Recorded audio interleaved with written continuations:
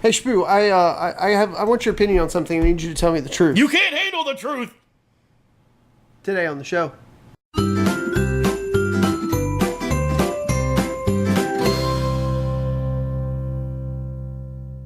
Good morning, Scallywags! Danny and I are both parents. And a lot of you guys that watch the show are parents as well. And let's face it, we lie to our kids. All the a lot. time. This show was actually recommended to us by one of our viewers. We want to throw that out there right off the bat, so in case you guys have a good idea for a topic, put those down in the comments below, and we might just turn it into a show. Hey, you never know what happens. Yeah. So today we're going to be talking about famous lies that we tell our kids. Yeah, these are going to be lies that we routinely tell them to, not necessarily that we want to lie to them, no. but they're not either A, ready for the truth, or B, capable of understanding what's going on. Or let's face it, every once in a while, it's just because we don't want to snap. Yeah. I mean, for example, there have been times whenever I'll make myself a nice little snack or something, and my daughter can't handle spicy food, hates it. Even you give her a piece of hot candy or something, and no, it's big red gum, too spicy, doesn't like it, won't have it. So that gives me a pretty good in. If there's something, say I've got a little something for myself, only have a small amount of it, I'm trying to stuff it in my face before she gets wind of it. What are you eating? Oh, you wouldn't like it, it's spicy. You wouldn't like it. So, just something like that. Nice little convenient thing. We're not going to go into a whole bunch of different things because, let's face it, there's 1,000 lies we've told our kids over the years. Daily. Oh, yeah. For one reason or another. So today we're just going to focus on a couple of those. And tell some amusing stories along the way. One of the big ones that we told, that I told my kids, because my kids are, quite frankly, they're a little older than yours, was we can't watch that today. We ruined the VHS tape. You played it too much. Right. So today it's more like, the DVD player skips. We can't watch that. Yeah. I have over 3,000 DVDs at home, and easily 400 or 500 that Lex would absolutely adore to watch that she's never seen before. But of course, just like any 6-year-old, she wants to watch the same 4 movies over and over and over and over and over and over again. So, it was so unfortunate that somebody stole our copy of Frozen. Yeah, it was a darn shame that the VHS tape broke. I'm so sorry. Right? I don't know why you're still using VHS these days, but hey, whatever works for you. So that's definitely one of the big ones. We watched. Oh, I can't even believe it. We watched the same episode of Barney. Oh, dear. Of Sesame Street. We got Tangled, Frozen, all the Monster High movies. It's a good thing that I actually kind of like Monster High because I've seen. If there was like a Monster High trivia day. I could own. You could take it? At those things. Yeah. I could probably rattle off a few more there, but yeah, it's the same movies over and over. And God forbid you recommend something new that that they'll like, because no, I don't like that movie. Or you've never seen that movie. Or you stop it when they're enjoying it, even though they've seen it 1,000 times. And they're not actually even watching. They're not watching. No, they're doing something else. But it's the end of the world. Totally the end of the world. So it's truly unfortunate when the DVD got a big scratch on it, or someone stole it, or I don't know what you did with it after the last time you watched it, but I haven't seen it since. Yep. That's a good one there. Yeah. We're on a tangent, and I could go on for hours on this one. In case you can't tell, it's a little close to home. Yeah. It's the Tooth Fairy. Tooth Fairy. Transition time. Tooth Fairy. Another big lie we tell our kids. As you grow up and as you age, you lose teeth. It just happens. So what do? I actually haven't come into this one yet. Patience. We talk about it. We do talk about it. But patience, Padawan. I've answered a lot of questions that I made up off the top of my head. Yeah. But as they lose their teeth and they tell their friends, their friends go, "Oh yeah, the Tooth Fairy visits my house." Yeah, no, the Tooth Fairy will come. Trust me. Just put it under your pillow. And what do we do as parents? We sneak into their room in the middle of the night and we take the tooth for some unknown reason, and we leave money. Money. My favorite thing has always been, what does the tooth fairy do with the teeth? Well, there's an evil version of the tooth fairy that just like wears them as jewelry, and actually will go in and pull the teeth out of healthy kids who I just always assumed it was like people that go and poach the off of elephants and stuff. It could be. Use the ivory. She does that with your teeth. She makes piano keys out of your teeth. That's right. Yeah. So what next? Doesn't get creepy at all. No, not at all. No, Jiminy Crickets. It's a good thing that my kid is a heavy sleeper. I mean, Metallica could come in and play a concert in the bedroom with 30,000 people, and she'd sleep through it. So when that day does finally come, I have no issues there whatsoever. Well, that'll probably be really the night that she'll like spring up. Hi! Yeah, right. The tooth fairy called and needed me to grab this for her. And she's running I'm late. going to go meet her down the street, and I'll be back in a few minutes with the money. Yeah. Or what's even worse is when you get kids that get different amounts of money. I'm a tooth dealer now. Apparently. That's totally what that sounded like. I'm gonna go meet the tooth fairy real minute. You got the teeth? Yeah. Or when the kids get different monetary amounts for their teeth, and everybody wants. But no, it's Why okay. does Jimmy get? He said that he gets $5, and I only got a quarter. Well, his teeth were nicer than yours. That's why you should brush your teeth more often. Exactly. Another lie. Yep.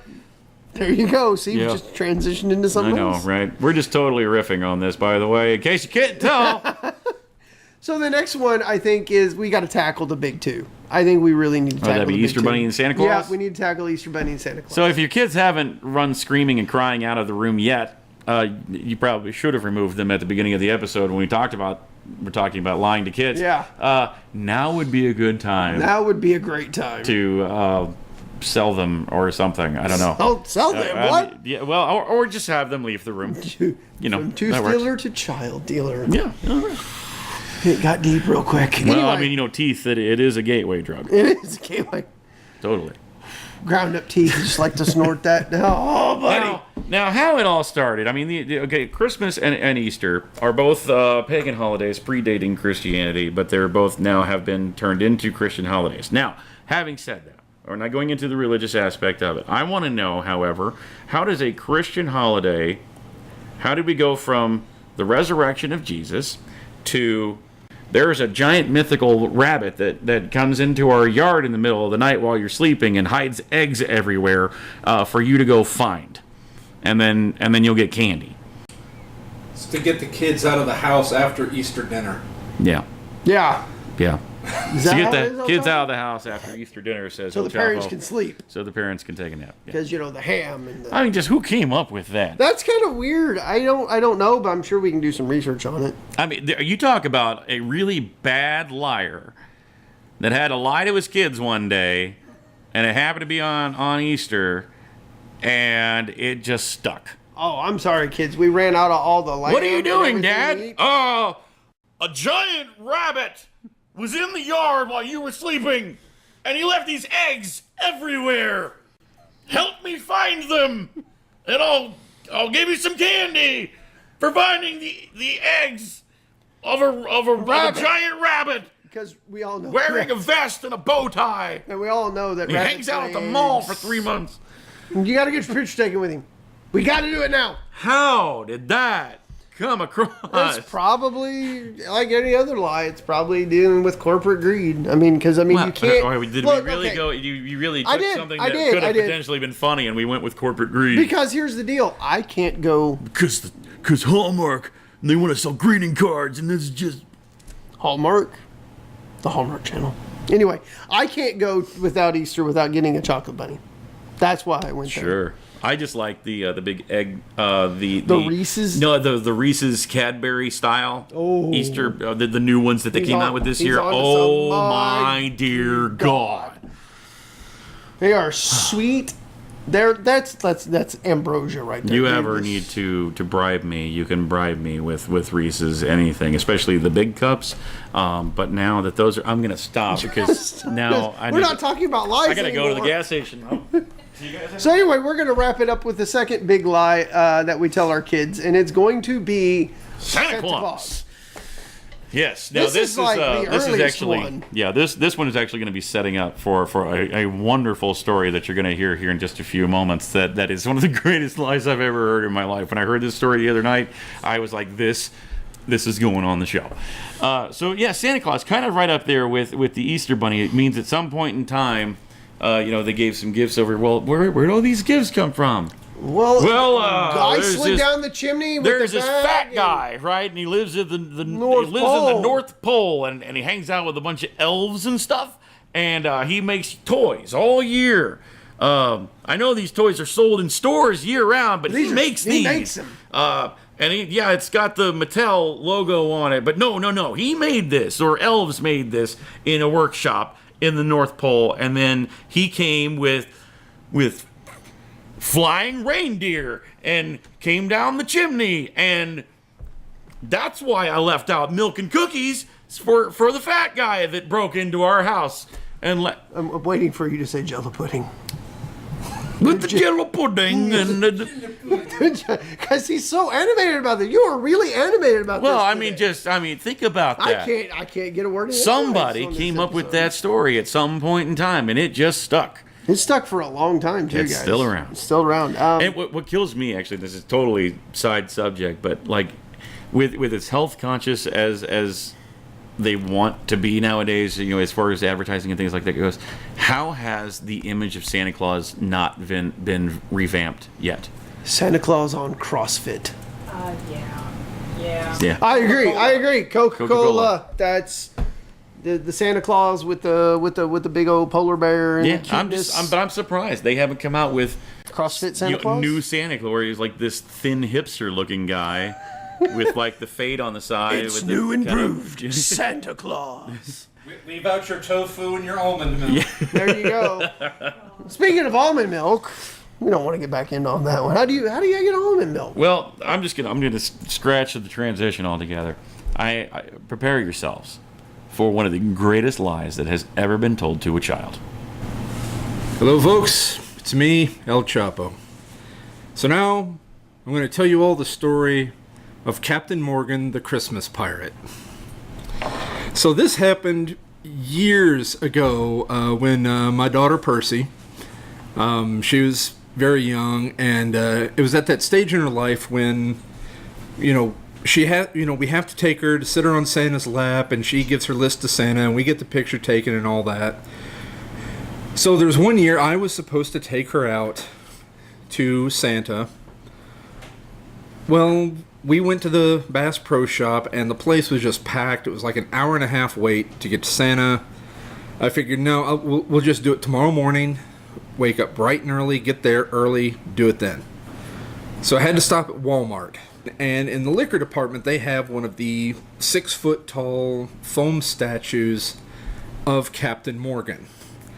They had a Santa hat on Captain Morgan. So my daughter looks at me and goes, "Daddy, what's with that Santa?" And I look over and go, "Oh, that's Captain Morgan, the Christmas pirate." And she looks at me and goes, "What?" And I'm like, "Yeah, it's Captain Morgan, the Christmas pirate." And it's like, "Does he work with Santa?" Light bulb goes off in my head. I'm like, "Why, yes, he does." You see, my dear, because of the Supernatural Powers Expansion Act of 1963, they decided that certain entities like Santa Claus, the Easter Bunny, people like that, well, that the population of children was just getting so big that they had to have help. Well, currently, right now, Springfield, Missouri, and most of southwestern Missouri, we're in the Gulf Coast region, and the Gulf Coast is, close to the Caribbean, so we get Captain Morgan, the Christmas pirate. So every year, children pass their list on to Captain Morgan, he passes it on to Santa, Santa gets you the presents. She just looks at me and says, "Really?" "Yeah. Other parents are around us now. Mothers are looking at me like I'm Hitler. Fathers are looking at me like I am Albert Einstein."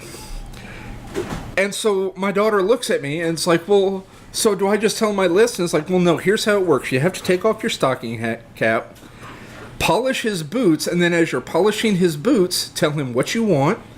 And then when you're done, you know, you just give the captain a salute and you're done. And she's like, really? Yeah. So she takes off her stocking cap and she starts polishing the boots on this foam statue, reciting what it is she wants for Christmas. So now I'm like, okay, I know exactly what to buy her. She gets done, she salutes, and I'm sitting here thinking, great, now all I got to do is figure out a way to get her picture with Santa. I know what her list is.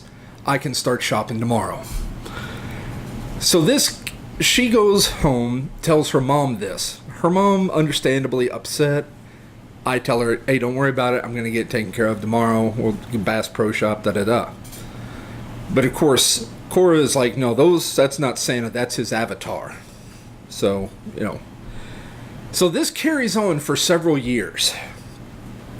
Till finally the fourth year, my daughter is out shopping with my then wife, and they happen to be back in the same Walmart. And Cora knows what time of year it is.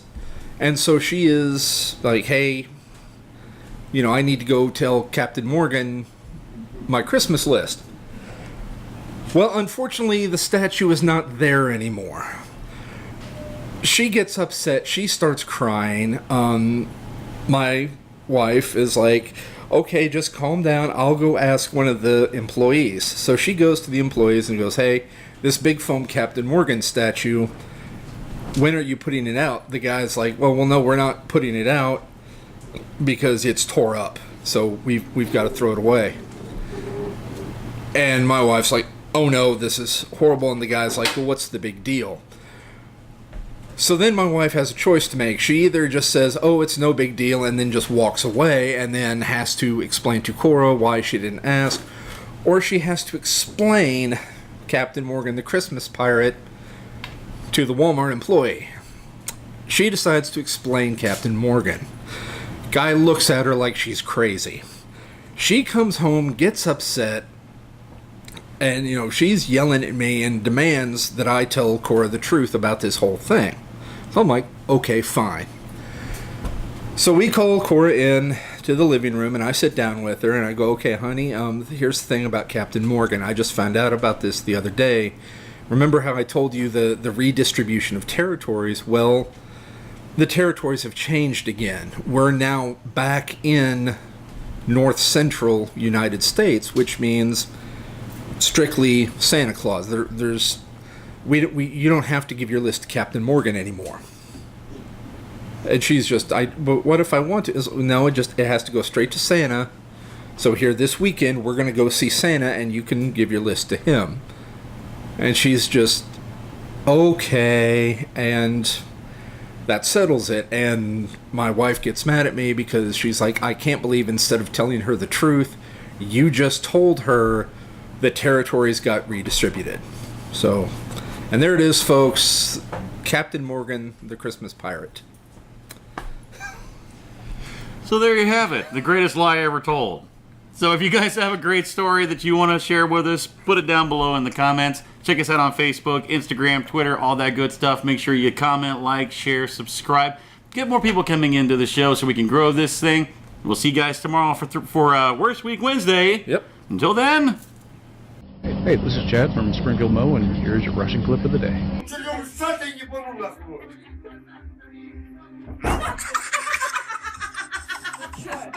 Ты это сняла?